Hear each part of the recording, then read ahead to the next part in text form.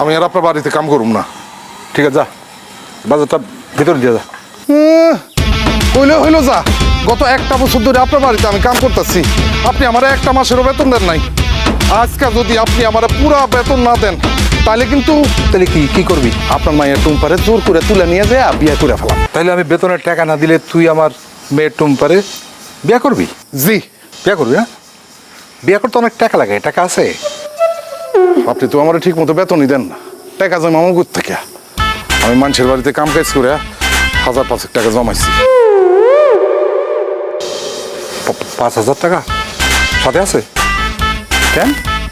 তোর কাছে যে 5000 টাকা আছে ওটা তুই আমার দে, আর তুই যে আমার কাছে বেতন পাইতি, টাকা পাইতি, হ্যাঁ, ওটা তুই আমার মাফ করে দে। আমি তোরে আমার মায়ের সাথে বিয়া দিন। কি করলেন চাচা? আপনারে আমি বেতনের টাকা মাফ করে দিলে আর 5000 টাকা দিলে আপনার মেয়ের লোক আমার বিয়া দিয়ে দিবেন?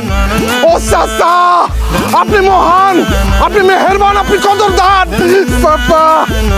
নেন আপা, নেন চাচা, টাকা নেন, 5000 টাকা আছে, গুনা দেখেন চাচা। চাচা, আপনি আপনার মেয়ের ডাইকা নিয়ে আসেন, আমি শুভ কাজটা এক্ষুনি সরাই ফেলতে চাই। আসসালামু আলাইকুম আব্বাজান। ওয়ালাইকুম আসসালাম। আব্বাজান, এই ছোট লোকের বাচ্চা, তুই আমার আব্বাজান বলে ডাকতেছিস কেন? আস্তে কথা বলেন আব্বাজান। এই ছোট লোকের বাচ্চা আর ছোট লোকের বাচ্চা নাই, সে এখন বড় লোকের মেয়েরে বিয়ে করে ফেলছে। আর সেই বড় লোকটা কে? আপনি।